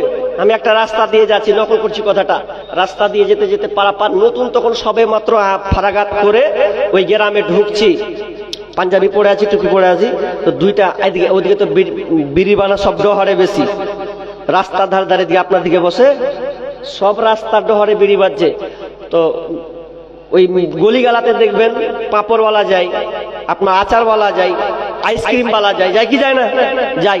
তো আল্লাহ রে আল্লাহ, ওরাকে কেহুকে দেখতে পেল না যে এতটি তিনটা পর পুরুষ গেল, তো মাথায় কাপড় দিয়ে একটাও দিলে না। আর যখন আমি গেছি রাস্তা দিয়ে, তো রাস্তা দিয়ে যেতে যেতে একদিন হুড়া মারছে, আচ্ছা আচ্ছা মনে যেতে হুড়া মারছে, আমি শুনতে পাচ্ছি। আর যখন হুড়া মেরেছে তখন তোর মাথায় কাপড় দিতে লেগেছে। তো আমি আবার বলছি কেমন ফেরিয়াদের বুঝরে, যে আমি গেলাম তো আমাকে দেখে মাথায় কাপড় দিল, আর সামনে তিনটা পেপসিওয়ালা, পাঁপড়ওয়ালা আর আচারওয়ালা গেল, তো এরাকে দেখে কেউ মাথায় কাপড় দিল না। তা আমি মনে মনে বলছি সালারা হিজড়া আছে নাকি, মানে এরা সব হিজড়া আছে, মুখে দাড়ি নাই, তা আমার দাড়ি আছে, তো মনে হচ্ছে ওরাকে হিজড়া ভেবেছে, ওই জন্য মাথায় কাপড় দেয়নি। তার মানে মৌলবি দেখলে পুরুষ, বাকি পেড়ি ছেলে আপনাদের কি ভাবছে বলেন তো? বলছি না খারাপ লাগছে শুনতে, কিন্তু কিছু বলার নেই, ওগুলোই ভাবছে। কিন্তু না, পর্দা ওটা নয়। পর্দা কেমন জিনিস, কেমন বলা হয়, দুইটা ঘটনা, বড় বড় দুইটা ঘটনা আছে, আমি ওইদিকে যাচ্ছি না, শেষে আপনাদেরকে ইঙ্গিত করে দেব। তো আল্লাহ তাআলা বলছেন, তোমার লজ্জা স্থানে তুমি হেফাজত করবে, ইল্লা মা যাহারা মিনহা ওয়াল ইয়াজরিবিনা বিখুমুরিহিন্না আলা জুয়ুবিহিন্না, এবং তোমার মাথা থেকে নিয়ে বক্ষ দেশ পর্যন্ত তোমার ওড়নাটাকে তুমি বইয়ে লাও। তাহলে আমাদেরকে মেয়েদেরকে পর্দা করতে হবে, তাহলে ছেলেদেরও পেলাম মেয়েদেরও পেলাম, ছেলেদেরকে পর্দা করতে হবে, মেয়েদেরকে পর্দা করতে হবে। কিন্তু আজকে আমরা পর্দার গর্দানকে উড়িয়ে দিয়েছি। দায়িত্ব ছিল পুরুষের দায়িত্ব যে আমরা মেয়েদেরকে পর্দায় রাখবো, কিন্তু আমরা পর্দায় রাখি না। আর মা বোন যে কি ভেবেছে, বলছে যে অত পর্দায় থাকবো না, কিন্তু বিশ্বনবী বলছেন, মা আয়েশা নিজে বর্ণনা করছেন, আলাইকুন্না ফিল বাইতি ফাইন্নাহু জিহাদুন কুল, ওই মেয়েরা তোমরা ঘরে থাকবে, তোমরা স্বামীর ঘরকে দেখভাল করবে। যদি তোমরা এই স্বামীর ঘরকে দেখভাল করো, ফাইন্নাহু জিহাদুন কুল, তাহলে তোমরা জিহাদ করে, সংগ্রাম করে যে আপনার কিনা সবটা পাওয়া যাবে, যে নেকিটা পাওয়া যাবে। বোন, তুমি তোমার স্বামী ঘরটাকে যদি আগলে ধরে নাও, তাহলে তুমিও সেই জিহাদ সমপরিমাণ সবটা তুমি নেকি পাবে। মেয়েরা বাড়ি দেখভাল করবে। আর আল্লাহ কি বললেন, যে তোমরা ঘরের মধ্যে থাকবে, বের হবে না। আল্লাহ বলছেন, বিসমিল্লাহির রহমানির রহিম, ওয়াকরনা ফি বুয়ুতিকুন্না ওয়ালা তাবাররাজনা তাবাররুজাল জাহিলিয়াতিল উলা। ওরে নারী কোল, তোমরা খবরদার ঘর থেকে বের হবে না, তোমরা নিজেদেরকে পথ প্রদর্শন করবে না, তোমরা সাজসজ্জা করে তোমরা বের হবে না, ওই জাহিলিয়াতের মতন, যে জাহিলিয়াতের সময় মেয়েরা সাজসজ্জা করে বের হতো, ওই রকম করে তোমরা বের হবে না। প্রয়োজনে একটা মেয়ে তার বাপের বাড়ি যেতে পারবে, প্রয়োজনে সে ডাক্তারখানা যাবে, প্রয়োজনে সে স্কুল যাবে, প্রয়োজন খাতিরে ও যেতে পাবে। কিন্তু আজকে মোটা বুদ্ধিরা, বুদ্ধিজীবী যারা রাজনীতিবিদ নিয়ে খেলাখেলি করছে, ওরা একটা সমাজকে বুঝাচ্ছে নারীদেরকে, এ নারী কই, তোমাদেরকে ইসলাম তোমাদেরকে দাবিয়ে রেখেছে, তোমরা কিছুই করতে পাবে না।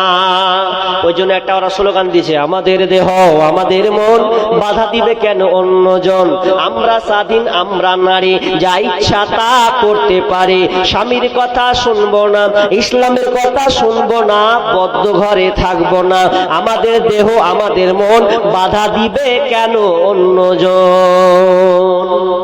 স্লোগান দিছে কেন? থাকবো না। পর্দায় কে থাকে? পর্দায় কে থাকতে যাবে? দরকার নেই, পর্দার ভেতরে থাকবো না, কারণ পর্দা দিয়ে আমাদেরকে বন্দি করে রেখেছে। এটা হয়, এটা বাংলাদেশের একটা খাতারনাক মেয়ে আছে জানেন, মরেনি, বেঁচে আছে, আল্লাহ কেন যে ওকে টিকিয়ে রেখেছে জানি না। মেয়েটার নাম হচ্ছে তসলিমা নাসরিন। নাম শুনেছেন আপনারা? শুনেছেন তো? মারপিট খান দেখেছেন? গুগল সে সার্চ দেন ইউটিউবে, যে তসলিমা নাসরিনকে পিটছে কে কে জুতার বাড়ি, ওগুলো সব পাবেন দেখতে। যদি না পান তো আমাকে দেখা করেন, আপনাকে সঙ্গে সঙ্গে দেখিয়ে দিচ্ছি। ও তসলিমা নাসরিনকে যেদিন জুতা পিটা করে মারে ভারতে, এখনো ভারতে আছে, এটা দ্বিতীয় আবার তৃতীয় দফা দিয়েছে মনে হয়, তো ভারতেও এখনো আছে, আল্লাহু আলাম, জানি না বাকিটা কোথায় আছে। তো ওই তসলিমা নাসরিন পর্দার বিরুদ্ধে বলেছিল যে ইসলাম এমন যে নারীদেরকে তালাবন্দি করে রেখেছে, বরখার ভিতরে ভরে দিয়েছে। আর ওই তসলিমা নাসরিনকে দেখছি আবার বরখা পরে ভারতে এসেছে। বুঝেননি? যখন ওকে মারবে এলান করে দিল, যেখানে পাবি সেখানে পিটকে, ওকে যেখানে পাবি সেখানে মার। তসলিমা নাসরিন বল দেখছে যে বারে, তাহলে তো আমার মুখ দেখলে তো চিনে নেবে, আর যেখানে পাবে সেখানে আমাকে হত্যা করে দেবো, মারবে, কি করব? তখন ওই তসলিমা নাসরিন বুদ্ধি ছক করলো না, যদি আমাকে বেড়া কাটা দিয়ে বার হতে হয়, বাংলাদেশ থেকে যদি ইন্ডিয়ান যেতে হয়, ভারতে আসতে হয়, তাহলে আমাকে এইভাবে যাওয়া চলবে না, বরং আমাকে পর্দার বরখার আশ্রয় নিতে হবে। যে বরখা দুর্নাম করছে ওই আবার বলছে যে না, কালো বরখা নিব, কালো বরখা নিয়ে মুখটা ঢেকে তারপরে আমি তার কাটা পার হয়ে ভারতে চলে যাব। চলে গিয়েছে, বুঝতে পারেনি যে নিজের মুখে পর্দাকে বরখাকে ছোট করে দেখেছে, সে আবার পরনে পড়ে তারপর ওকে যেতে হয়েছে। কিন্তু আমার কথা হচ্ছে, ওরা নয় বলছে আমরা মুসলিম জাতি, আজকে আমরা মেয়েদেরকে কোন হালাতে রেখেছি বলতে পারবেন বুক ফুলিয়ে? যে আপনার মেয়েটা যখন স্কুলে যায় তখন আপনি বরখা দিয়েছেন, আর যদি বরখা দিয়েছেন কিন্তু ওকে আপনি আদব শিষ্টাচার দিয়েছেন, দেননি। একটা মেয়ে যদি বরখা পরে, তাহলে বরখা পরাটার নাম বরখা নয়, বরখা পর্দা পরাটার নাম বরখা নয়, যে বরখা পড়লো মানে পর্দা হয়ে গেল, এটা নয়। সম্পূর্ণ তাকে নৈতিকতা, তার আখলাক এবং তার ইসলামী জ্ঞান সম্পূর্ণ তাকে থাকতে হবে। দেখেন অনেক মেয়ে আছে বরখা পড়েও কি করে, বরখা পড়েও প্রেমিকের সঙ্গে স্টেশনে বসে আলাপ আলোচনা করে, কি করে না? বরখা পড়ে আছে, ও ভাবছে যে আমাকে কে দেখবে না কে দেখবে, আমার প্রেমিক আমাকে দেখলি হলো। তুমি তো বরখার 12টা বাজালে। আমাদের জঙ্গিপুরের পাশে, জঙ্গিপুরে এখন বরখা পরে কোনো নারীকে ঢুকতে দেয় না। ওই যে একবার ধরা পড়লো, কথা হলো যে বরখা পরে কেন ঢুকবি তুই? ঢুকবি তো যা, ওপেন যা। এখন বরখা পরে ঢুকতে নিষেধ করা হয়েছে। তো কথাটা হচ্ছে যে আপনার মেয়ে হচ্ছে ঢেকে রাখার জিনিস, ওকে ঢাকবেন। তো আজকে আমরা ঢাকছি উল্টা। কি ঢাকছি? যদি ঢাকছি, বলা হলো মেয়ে হচ্ছে ঢেকে রাখার বস্তু, মেয়েটাকে তুমি ঢেকে নাও, ঢেকে দাও, ঢেকে দাও। কিন্তু আমরা ঢাকছি কি? মেয়েটাকে বাদ দিয়ে আমরা ঢেকেছি আমাদের বাড়িকে আমরা কভার দিয়ে সুন্দর করে ঢাকার চেষ্টা করে, আলমারিকে ঢাকার চেষ্টা করে, ওখানে পর্দা লাগিয়েছি, দরজার সামনে পর্দা লাগিয়েছি, গাড়িটা কিনেছি, গাড়িটাকে পর্দা লাগিয়েছি, আলমারি কিনেছি, টেবিল কিনেছি, সব কিছু এমনকি মোবাইল পর্যন্ত আমরা আপনার কিনা কভার নিয়েছি, তার মানে পর্দা লাগিয়েছে। কিন্তু হতভাগা মুসলমান এখনো জানে না যে এটা কোনটা দামি জিনিস। তোমার মেয়ে, তোমার বোন, তোমার স্ত্রী হচ্ছে পর্দার সবচাইতে গুরুত্বপূর্ণ একটা জিনিস। ওগুলোকে না ঢাকো, বরং তোমার স্ত্রীকে, তোমার বোনকে আগে তুমি ঢেকে নাও। ঢাকছি কেমন? আর একটা ঘটনা বলবো, শেষ করতে হবে আমাকে, কারণ প্রোগ্রাম দুইটা আজকে। একটা প্রোগ্রাম তো ওইদিকে আছে, ওটা আমার হচ্ছে মেন প্রোগ্রাম, এটা আমার নেওয়ার কথা ছিল না। ওনারা বললেন দেন, সময় দেন, আপনাকে সময় নির্ধারিত আপনাকে ছেড়ে দেব। তো আমাকে যেতে প্রায় 1 ঘন্টা থেকে 1.5 ঘন্টা লাগবে, যেহেতু ভেতরে অনেকটা আছে। তো এই জন্য আমি কিছু শর্টকাট আপনাকে বলছি। মা বোন ভালো করে কান লাগান। পর্দা কাকে বলে? এখন পর্যন্ত আমরা পর্দা বুঝলাম না। এবার চলেন আসমা বিনতে উমাইস, তার নানি, ভালো করে ধ্যান দেন। মা বোন আপনাদের জন্য বলছি, ভালো করে ধ্যান দেন। আসমা বিনতে উমাইস, তার নানি, আল্লাহ রাসূল মারা গিয়েছেন। তো এমন সময় আসমা বিনতে উমাইস তার নানিকে বলছে, নানি বলছে ফাতেমাকে, ফাতেমা এক কাজ করি রে, তোর বাপ তোর আব্বার কথা গলা কিছু বলি, হিজরতের গল্প গলা আছে, তো হিজরতের কিছু কথা শুন, তো শুনবি তো তোর কেমনই ব্রেন অন্যদিকে চলে যাবে, কত কষ্ট। কেমন গো নানি, একটু বলেন তো। তখন আসমা বিনতে উমাইস তার নানিকে বলছেন, তার নাতি ফাতেমাকে বলছে, ফাতেমা এ বুবু, তোর আব্বা কত কষ্ট করেছে, এমনি কারণে তাকে হিজরত করতে হয় নাই, কত যে কষ্ট তাকে সহ্য করতে হয়েছে।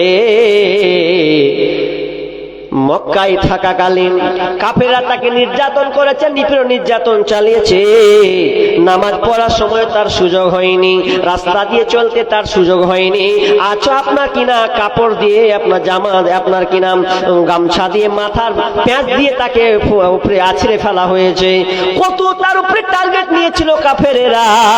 এই সেই কষ্ট, এই কষ্ট, ওই কষ্ট, মক্কা থেকে মদিনা যেতে এইরকম কষ্ট করেছে। সম্পূর্ণ যখন শোনাচ্ছে, এবার ফাতেমার ধ্যান কিন্তু অন্যদিকে চলে গেছে। দয়ার নবী মুস্তাফা জন্মভূমি ছাড়িয়া আলীকে শুইয়ে দিলেন নিজের বিছানায়। দয়ার নবী মুস্তাফা জন্মভূমি ছাড়িয়া আলীকে শুইয়ে দিলেন নিজের বিছানায়। তাই নবীজি গভীর রাতে আবু বকরকে নিয়ে সাথে ইসমে আজম পড়ে নাবি, ইসমে আজম পড়ে নাবি সামনের দিকে যায়। আলীকে শুইয়ে দিলেন নিজের বিছানায়। দয়ার নবী মুস্তাফা জন্মভূমি ছাড়িয়া আলীকে শুইয়ে দিলেন নিজের বিছানায়। এই গল্প করতে করতে হঠাৎ ফাতেমার ধ্যান যেন অন্যদিকে চলে গেছে। আসমা বিনতে উমাইস তার বুবুকে দেখে একটা হুড়া দিয়ে বলছে, নানি ধ্যান কেন তোমার অন্যদিকে? ফাতেমা চোখ দিয়ে পানি পড়ছে আর বলছে, নানি আব্বার কথা বলেছো তাই বলে আমার কান্না চলে এসেছে। শুধু তাই নয়, আব্বা যেদিন মারা যায় সেদিন আমার কানে কানে বলেছিল, বেটি ফাতেমা রে আর কান্না করো না, যেদিন আমি তো মারা গেলাম আমার 6 মাস পরে তোমার মত হবে, তোমার সঙ্গে আমার তার দিন মুলাকাত হবে, তুমিও আবার 6 মাস পর মারা যাবে। এই কথাটা, আমার আব্বার কথাটা আমার দিলে লেগেছে। ও নানি, আমি আর বেশি দিন থাকবো না, আমার আব্বার কথাটা বলা কয়েক মাস হয়ে গেছে, আর কয়েকটা দিন যেন আমার কাছে সামনে আছে। অতএব নানি আমার, আমি যেদিন মারা যাবো গো নানি, আমার এই লাশটা নিয়ে আমি টেনশনে পড়ে গেলাম। কি টেনশনে পড়লে তুমি? বলছে, নানি আমি যে মারা যাব, মারা গেলে তো মানুষ আমাকে দেখতে আসবে, লাশ তো হয়ে যাব আমি, কিন্তু যতদিন আমি বেঁচে আছি ততদিন পর্যন্ত কোনো বেগানা নারী, কোনো বেগানা পুরুষ আমার দিকে দেখার সুযোগ পায়নি। আমার দেহ স্বাস্থ্য ব্যাপারে তারা অসচেতন, আমার কথা পর্যন্ত আমি পর্দার মধ্যে রেখেছে। আমি কত মোটা, আমি কত পাতলা, ধলো না কালো, এটা আমি কাউকে বুঝতে দিই নাই। কিন্তু নানি যেদিন আমি মারা যাব রে, সেদিন তো সবাই আমাকে দেখে নেবে। ফাতেমা কত ফুট লম্বা হবে, তার চেহারাটা কেমন, এটা তো সবাই আমাকে দেখে অনুধাবন করে নেবে। আর এই জিনিসটা আমার সামনে এসেছে গো নানি, এই জন্য আমি টেনশনে পড়ে গেলাম। মা বোন, ফাতেমার চিন্তাধারা দেখেন যে আমি তো মরিনি, কিন্তু মরে যে যাব, কটা দিন বাকি আছে, তো আমি তো লাশ, আর লাশ মানে আর কিছু নড়াচড়া করতে পারবো না, কিন্তু পর পুরুষ তো আমাকে দেখতে আসবে, আর দেখতে যখন আসবে তখন তো আমার চেহারা দেখবে, আর না আমার বডি তো দেখবে, মেপে নিবে ওরা যে আমি এত ফুট লম্বা, এতটা চওড়া, সব কিছু তো তারা টের পেয়ে যাবে। তো আমার আর ভাল লাগে না, কি হবে আমার, কি হবে আমার। হাজি একটু বুঝেন, একটা মানুষ মরেনি, মরবে তো লাশটা তার কেমন থাকবে এ নিয়ে টেনশন। আর আপনাদের মেয়েরা, আপনার স্ত্রী, মা বোন যারা আছেন, ওদের নেচার দেখেন, বেঁচে আছে অথচ বেপরোয়া হুর বেঢঙ্গার মতন ঘুরছে, টেনশনই নাই, চিন্তাই নাই। আর ফাতেমার চিন্তা দেখেন, মরেনি অথচ তার টেনশন লাশটা কেমন থাকবে। তখন আসমা বিনতে উমাইস বলছে, নানি থাম থাম থাম, তোর একটা উপকার কর। কি উপকার? তোর উপকার করব। তুই যেদিনকে মারা যাবি, আল্লাহ যদি আমাকে বাঁচিয়ে রাখে, তুই যেদিনকে মারা যাবি আমি দায়িত্ব নিলাম। কি দায়িত্ব? তুই যখন মারা যাবি আমি সম্পূর্ণ দায়িত্ব নিলাম তোর লাশটাকে আমি কিভাবে রাখবো। শুনলে নানি? ওরে আমার বুবু শুনে লাও, টেনশন করিও না। তুমি যখন মারা যাবে আমি চারটা চারদিকে গম্বুজ পুঁতে দেব, পূর্ণ বড় একটা সাদা কাফন দিয়ে আমি তোমাকে ঢেকে দেব, কেউ টের পাবে না। যদি কেউ এসেও যায় তাহলে তোমাকে অনুমান করতে পারবে না। তুমি তো সাদা কাফনে থাকবে এবং বড় করে একটা চারটা আপনার কিনা কোন লাঠি পুঁতে দিয়ে, গম্বুজ পুঁতে দিয়ে আমি তোমাকে সুন্দর করে ঢেকে দেব রে নানি। এটা নিয়ে তুমি আর টেনশন করিও না। যখন এই কথা বলা সঙ্গে সঙ্গে ওই ফাতেমা বলছে, বাবু আল্লাহ যেন তোমাকে হেফাজতে রাখে। সাবধানে থাকি গো নারী পর্দার আড়ালে, সাবধানে থাকি গো নারী পর্দার আড়ালে। হাদিসে হারাম বলে অন্য দেখিলে, সাবধানে থাকি ও মা বোন পর্দার আড়ালে। শোনো নারী কোরআনের বাণী, যেও না গো পর্দা ছাড়ি, সুপারিশ করবেন না নবী দায়স হইলে। সাবধানে থাকি গো মা বোন পর্দার আড়ালে। শর্ট কাটিং এর জামা পরে, মুখে পায়ে আলতা মেখে, শর্ট কাটিং এর জামা পরে, মুখে পায়ে আলতা মেখে, রূপের বাহার দেখিয়ে তারা রাস্তাতে চলে, রূপের বাহার দেখিয়ে তারা মার্কেটে ঘোরে। সাবধানে থাকি গো মা বোন পর্দার আড়ালে, সাবধানে থাকি গো নারী পর্দার আড়ালে। আজকালের নারী গনে স্বামীকে তার ঘরে রেখে, আজকালের নারী গনে স্বামীকে তার ঘরে রেখে, মার্কেট না করলে তাদের মনটা না ভরে, বাজার মার্কেট না করলে তাদের মনটা না ভরে। সাবধানে থাকি ও মা বোন পর্দার আড়ালে, সাবধানে থাকি ও নারী পর্দার আড়ালে। পর্দা করতে হবে মা বোন।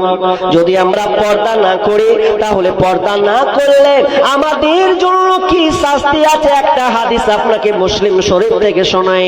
আর রাবী হচ্ছেন আবু হুরায়রা, তিনি বলছেন, বিশ্বনবী বলছেন, নিসাউন কাসিয়াতুন আরিয়াতুন মুমিলাতুন মাইলাতুন রুসুহুন্না কাসনিমাতিল বুখতিল মাইলা লা ইয়াদখুলুল জান্নাতা ওয়া লা ইয়াজিদনা রিহাহা ওয়া ইন্না রিহাহা লা ইউজাদু মিন মাসিরাতি কাযা ওয়া কাযা। বক্তা আছে কি? তো নারীকুল যারা আমরা বেপর্দা হয়ে চলি, পর্দা করি না। নিসাউন মহিলা কাসিয়াতুন আরিয়াতুন মুমিলাতুন মাইলাতুন, এক প্রকার মহিলা আল্লাহ রাসূল দেখেনি, সিনফান মিন আহলিন নার। বিষ্ণু বলছেন দুই প্রকার লোক আছে জাহান্নামী, তাদেরকে আমি দেখিনি। তার মধ্যে এক দুই নাম্বার নিসাউন মহিলা, যেই মহিলা কাসিয়াতুন আরিয়াতুন মুমিলাতুন মাইলাতুন। বিশ্বনবী বলছেন পোশাকটা পরে সেই পোশাকটা হচ্ছে উলঙ্গ পোশাক। উলঙ্গ পোশাক কাকে বলা হয়? যেই পোশাকটা দেখে আপনার দিকে আকর্ষণ যাবে, যেই পোশাকটা দেখে আপনি মনে করছেন উলঙ্গ পোশাক আবার কেমন কি। ও আমার বোন রে, যেই পোশাকটা তুমি পরো ওই পোশাকটা পরতে গিয়ে তোমার শরীরের এমন অঙ্গ যেন ভঙ্গিমা যেন বোঝা যায়, পরপুর যেন উপলব্ধি করে এইরকম একটা পোশাক পরেছ।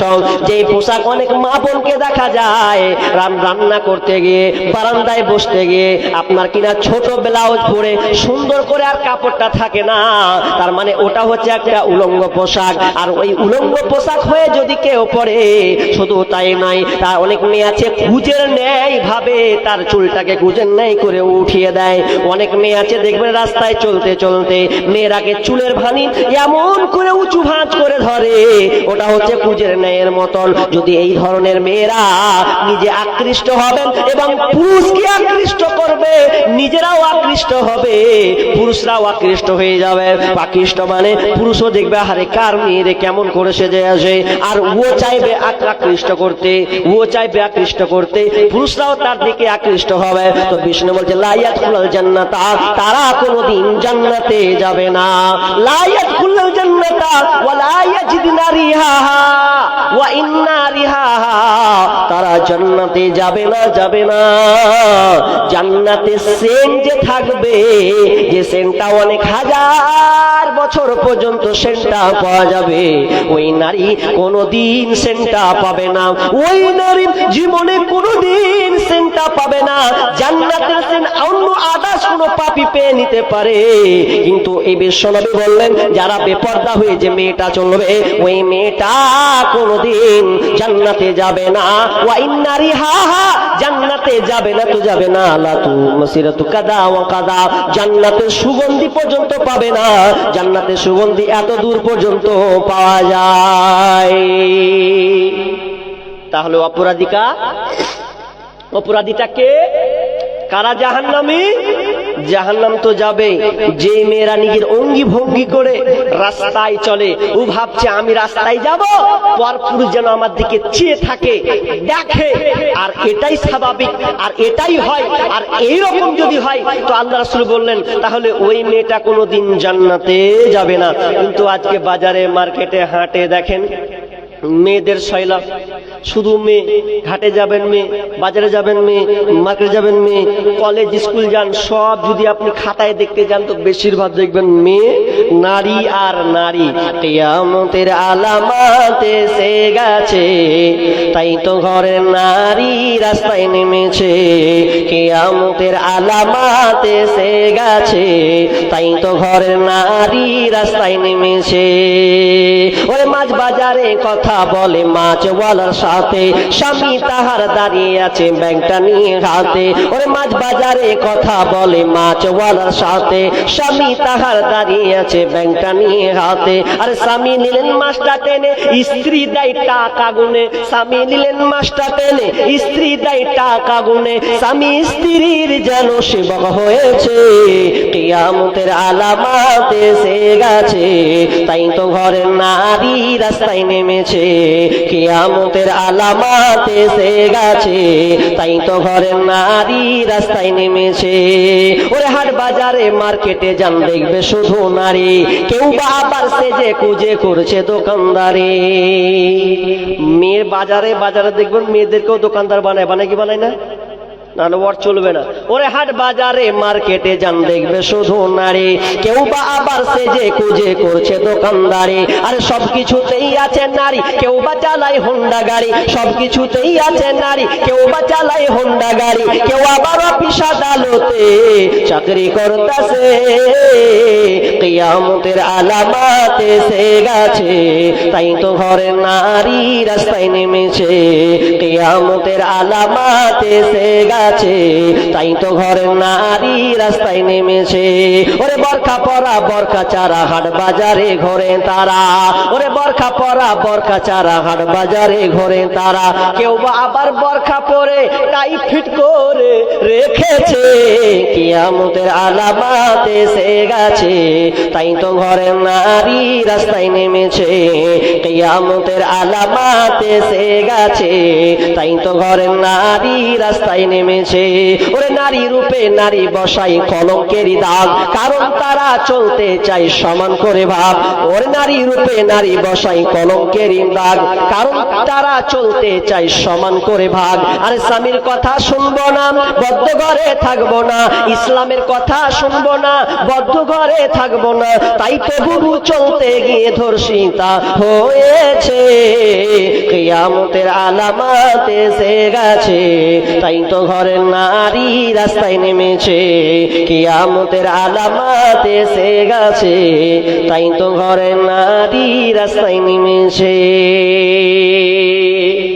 আজকে বর্তমান সভ্যতা এমন হয়ে গেছে, যত কাপড় গোছাতে পারবে, যত কাপড় ছোট করতে পারবে, তত সভ্যতা তত ভালো। হাজি, যত কাপড় গোছাবে তত যদি সভ্যতা হওয়ার থেকে কুকুর অনেক ভালো। যদি সভ্যতা এটাই শিখায় যে কাপড়কে ছোট করতে হবে স্কুল কলেজে চাকরিতে, তাহলে আমি বলি কুকুর তার চেয়ে অনেক ভালো। আর কুকুর তো ওপেন পুরো খুলে রেখেছে। কি সমাজকে বুঝাতে চাও?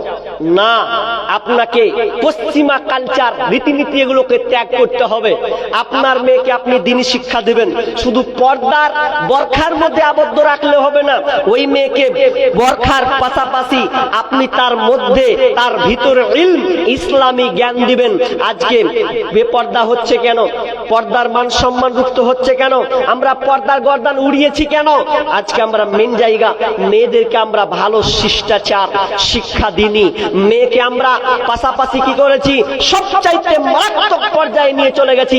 তার নাম হচ্ছে, একটা ছোট জিনিস হলেও মারাত্মক, তার নাম হচ্ছে মোবাইল। এ ছোট মেশিন হতে পারে কিন্তু খাতারনাক। একজন রাইটার গত বছর একটা ফেসবুকে পোস্ট করেছিলেন, স্ক্রিনশট মনে হয় এখন আমার কাছে করা আছে। তিনি বলছেন, কোন গার্জেন, কোন বাপ মা যদি একটা মেয়েকে, প্রাপ্তবয়স্কা মেয়েকে যদি একটা মোবাইল দেওয়া হয়, তাহলে জেনে নিতে হবে ওই বাপ মা মেয়ের জন্য পরপুরুষের জায়গা করে দিল। কথাটা আমি বুঝতে পারলাম না। কি কথা? কোন বাপ মা যদি 16, 17, 18 পর্যায়ে একটা মেয়ে হয় আর ওই মেয়েকে যদি মোবাইল দেয়, তাহলে জেনে নিতে হবে ওই বাপ মা ওই মেয়ের পরপুরুষের জায়গা করে দিল। কথাটা কেমন? আপনি ঘুমিয়ে যান, আপনি ঘুমিয়ে গেলেও আপনার বিবি ঘুমিয়ে গেল, আপনার মেয়ে তো একাই ঘুমিয়ে শুয়ে আছে, ও তো মোবাইল ফেসবুক চালাচ্ছে। ভালো করে বুঝেন, ফেসবুক যখন চালাচ্ছে, ফেসবুকে বিভিন্ন ধরনের আসে কি আসে না? আসে তো, বিভিন্ন ধরনের জিনিস আছে, কিন্তু ওটা তো পরপুরুষ জায়গা হলো কি হলো না? আমরা মনে করছি কেমন কথা, পরপুরুষের জায়গা মানে নাম্বার টাম্বার নিবে নাকি? না, আপনার মেয়ে ঘরে বসে সবকিছু দখল করে নেবে, আপনি বুঝতেই পারবেন না। কখন আপনার চেরাগ নিভিয়ে দিবে আপনি টেরই পাবেন না। এখন বর্তমান অবস্থা এমন হয়ে গেছে, মেয়েকে আপনাকে আগলে ধরতে হবে, মেয়েকে একা ছাড়বেন না, সাবধান অবলম্বন করতে হবে। আর আপনার মধ্যে গায়রতি তো নাই, তো আপনার মেয়েকে আপনি আগলে রাখবেন কি করে? আজ মুশরিক যারা, আরবের এক মুশরিক, তিনি একটা উট বিক্রি করবেন, তো উট যখন বিক্রি করছে, তো উট বিক্রি করে দেব এখন, তো উট যে বিক্রি করবে, তো মনে মনে ভাবছে শালা উট বিক্রি করে দেবো না, উট বিক্রি করবো না। বলছে কেন বিক্রি করবেন না? বলছে উট বিক্রি করলে না টাকাটা পাবো, কিন্তু আমার এই উটের পিঠে তো আমার বেটিগুলা চেপেছে। একজন মুশরিক, তার চেতনা দেখেন, তার চিন্তাধারা দেখেন। ও বলছে যে আমি যে উটটা বেচবো, তো উটের পিঠে তো আমার বেটিরা চেপেছে, আমার বিবি চেপেছে, আমি কুল্লা যে উটটা বিক্রি করবো, উটটা যদি বিক্রি করি তা আবার তো পর ছেলে চাপবে। তখন বলছে উট আর বেচবো না, জবাই করে খাবো। কেমন তার মধ্যে গায়রত দেখেন। আর আমরা কোথাকার কি মুসলিম দাবির নাম রেখে দিয়েছি, কোন ইসলামের কোনো বালাই নাই, সে আমরা আব্দুল নূর নাম রেখেছি, আব্দুল্লাহ নাম রেখে দিয়েছি, আল্লাহর বান্দা হয়ে গেছি কোন দিক দিয়ে। তো আবার মেয়েকে যখন ছাড়ছে, জামাই যদি কয়েছে আমি রহিমাকে লিয়ে যাবো, জি তো কোনটা লিয়ে যাবে? এই দিয়ে কোনটা বেলা জালসা আছে, তো যাবো, যাও তাহলে। হাজি, জামাইয়ের পেছনে আপনি ছেড়ে দিলেন আপনার মেয়েকে, একটা তো দিয়েছেন আপনি, তো আর একটা ফের চাইছে, তো বলছে নিয়ে যাও।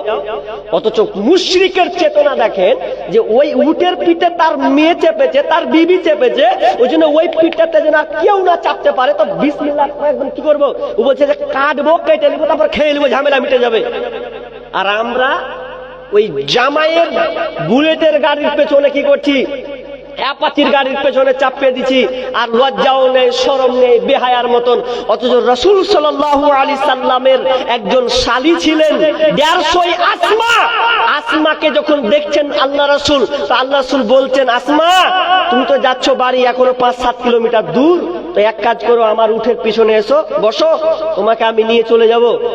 আসমা বলছে কথা তো খারাপ নয়, ভালো, কিন্তু আমার মন বলছে আমি চাপবো না। নবী হলে কি হলো, অথচ নবী নিষ্পাপ নবী, তার চরিত্র ব্যাপারে 1 নাম্বার তিনি।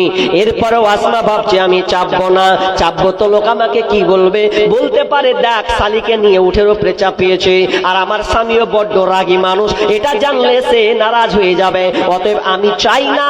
ইয়া রাসূলুল্লাহ, ও দয়ার নবী গো, আপনি যেভাবে আসছিলেন সেভাবে আপনি চলে যান।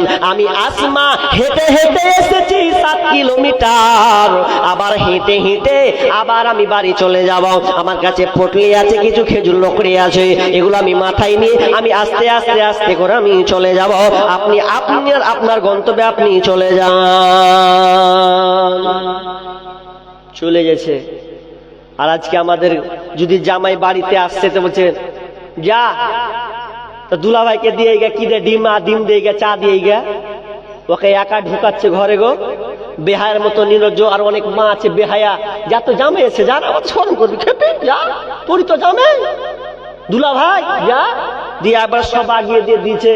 जो जाने ना इंटू का सेंटू क्या हो रहा है वो पता नहीं, आगे तो खोज लगाते हैं ওটাকে কিছু আমরা খোঁজ নিলাম না।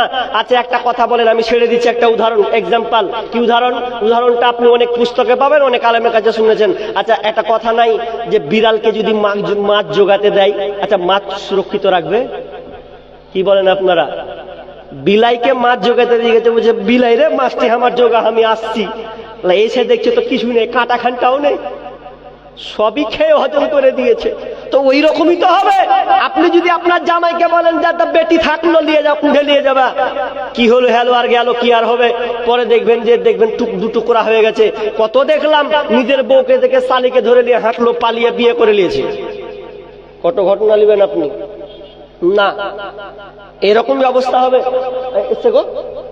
এখনো আসেনি বলো না, আমার তো একদম ভিতর খালি নড় নড় করছে যে কমে গেল।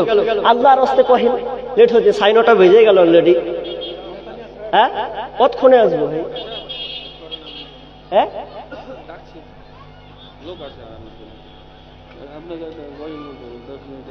আরে সুবহানাল্লাহ, আমি গাজাল বলবো বটকালে আছেন নাকি?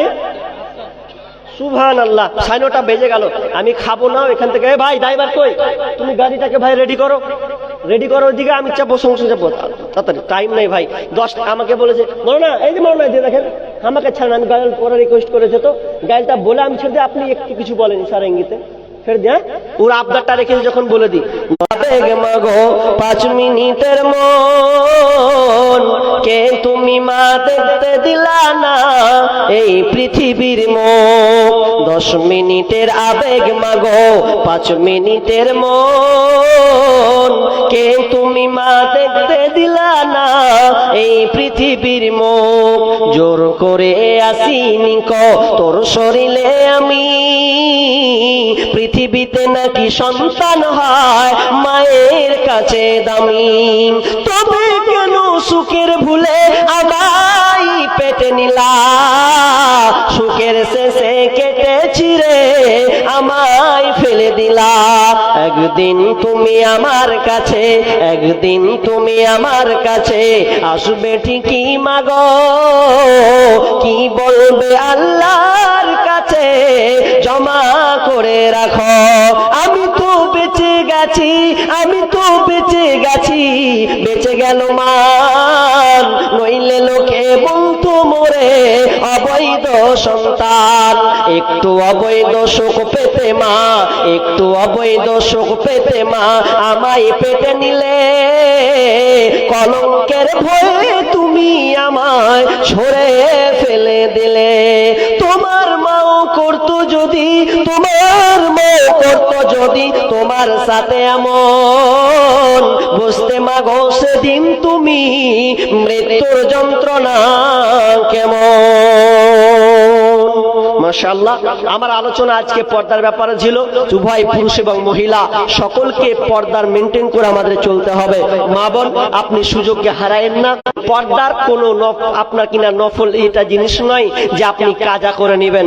20 বছর পর 25 বছর পর যদি আপনি পর্দা করেন, 30 বছর পর যদি আপনি পর্দা করেন, তাহলে 25 বছরের জিন্দেগিটা যে পরপুরুষ তোমাকে দেখেছে ওর সামনে যদি কোনোদিন যাও, তখন বলবে আরে তুই এরকম ছিলি, তোর গঠন এরকম ছিল, এই সেই ছিল। নামাজ কাজা আপনি আদায় করতে পারবেন, রোজা আপনি ছেড়েছেন পরে আদায় করতে পারবেন, দান আজকে না করলে কালকে করতে পারবেন, কিন্তু পর্দার কোনো কাজা নাই। এটা কাজার কোনো বিষয় নয় যে না 20 বছর পর পরে করে নিব, মোকাম্মাল হয়ে যাবে না। যার সামনে একবার তুমি তোমার সৌন্দর্যকে বহিঃপ্রকাশ করেছো, তার সামনে 20 বছর পর যদি আপনি যাও, তাও বউ বলে দিবে তোর তো গঠন এইরকম ছিল। অতএব আমরা এগুলো থেকে না থেকে আমরা পশ্চিমা কালচারকে উঠিয়ে দিয়ে ইসলাম রীতিনীতিকে পালন করে মুসলিম ঘরে ঘরে যেন আমরা বোনদের, মেয়েদের, বিবিদের, মাদের যেন আমরা পর্দার মধ্যে রাখতে পারি। আল্লাহ আমাদের সুমতি দান করুন, আমিন। আল্লাহ, যারা একটু আমরা আলোচনা শুনলাম, মালিক তুমি আমাদেরকে আলোচনা শোনার পরে সকলকে আমল করার তৌফিক দান করুন, আমিন। এ বলে আজকে আমার আলোচনা এখানে সমাপ্ত করছি। আপনারা বসেন। নুরুল ইসলাম রাহিমি, তিনি আরো আমার থেকে দুর্দান্ত আগেকার বক্তা, তিনি পরিচিত মানুষ, আপনাদের সামনে এসে যাবেন। তিনি কোরআন